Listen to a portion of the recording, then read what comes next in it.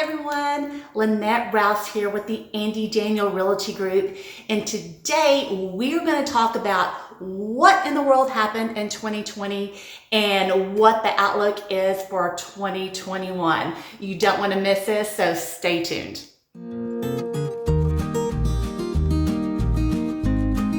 Hi everyone, I'm Lynnette Rouse with the Andy Daniel Realty Group. We are local realtors here in the Dallas-Fort Worth area, and every week we put out videos showing you what it's like to live, work, and play here in DFW. So if this is your first time to our channel, make sure you hit that subscribe button and ring that bell. That way you will know whenever we put out a new video. We work with people all over the US looking to move here, and we absolutely love it. So please give us a call, text, or email. However you want to get a hold of us, just get a hold of us, and we will be so happy to work with you and help you find your dream home here in the Dallas-Fort Worth area. So today we are going to talk about what happened in 2020 and the outlook for 2021. So, 2020, there's so much you can say about it, right? So many things happened that we weren't expecting. It was a crazy, crazy year in so many ways. So for the past 3 to 5 years here in the Dallas-Fort Worth area, we've had a really hot housing market. It was already hot at the beginning of the year. There's been several major corporations who have been moving their headquarters here. So the real estate market here has just been really, really fantastic. So we started out the year that way, and then we all know what happened in March. COVID hits and panic, and everything just completely died, completely stopped. I don't think any of us have ever lived a pandemic before. So, everybody just halted everything. Are you gonna have a job? Are you gonna have a home? What's gonna happen? So for about a 6-week period during that whole panic when everything just stopped, everybody holed up in their houses, had a lot of family times. So that was a good positive thing about that time.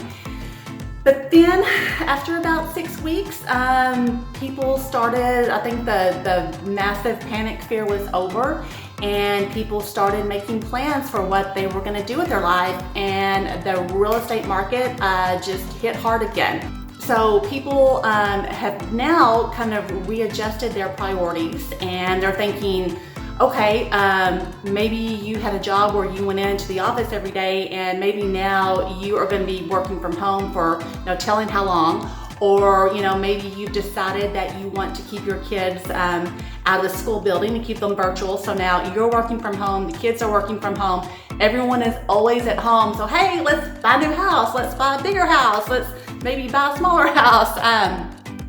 Just being home so much more really made people reevaluate their living situation. A lot of people in apartments didn't want to be in apartments anymore.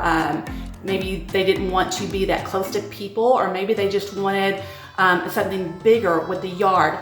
So all these factors just really has so many more buyers out there and not enough sellers.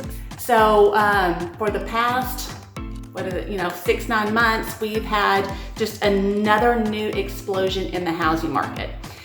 So that's what happened in 2020. What are we looking at for 2021?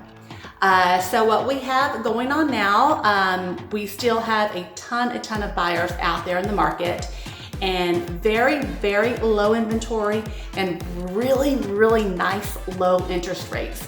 So it's a paradise for a buyer, and it's also a nightmare for a buyer. So let's talk about new builds for a moment. A lot of people are out there looking for a new home now, and they're not seeing what they like in a pre-existing home. It's just not checking off all their boxes and getting everything that they need.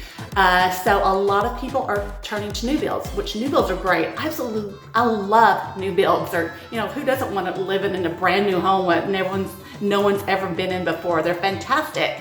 And I'm not the only one who thinks that. So many people think that. So we've got a very, very low inventory on new builds. We also, lumber prices have just skyrocketed.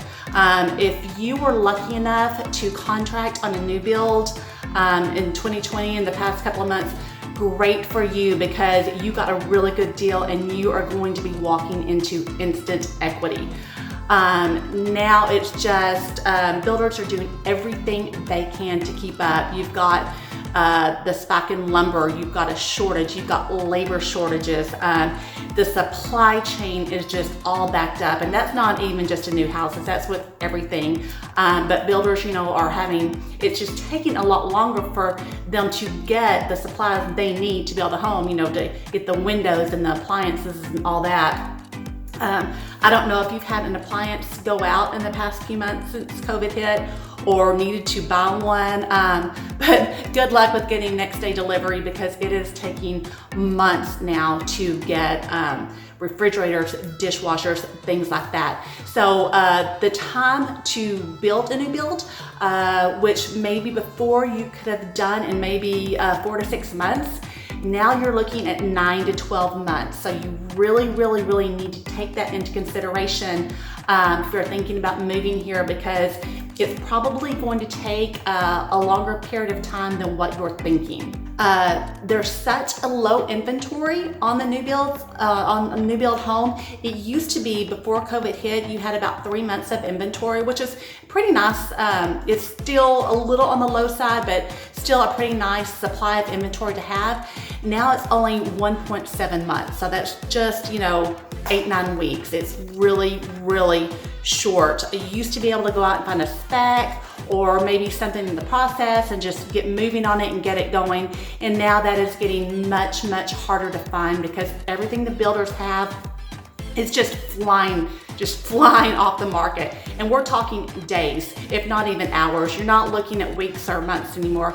So if you're thinking, I want to move to the Metroplex in June and maybe I'll start in March or start looking, February, you need to do it now. The time is now, because if you are building from scratch, you're looking at a minimum of 9 months. So just save yourself a headache, get going on it now. We've got this dream home form. So go ahead and fill that out for us so we know exactly what you're looking for, and we can find you the home in the area that meets your family's lifestyle and needs. So I can't stress it enough. The time is now to get moving on it. Whether you want a new build or a pre-existing, you've really got to get moving on it now. And one of the first things that you want to make sure you do is get pre-approved. As fast as these homes are going off the market, you don't have time to go out and say, I want to look around. Ooh, I like that one. You know what, Mr. Seller, why don't we just wait a little bit, because I'm going to go get pre-approved. No, the house is already gone.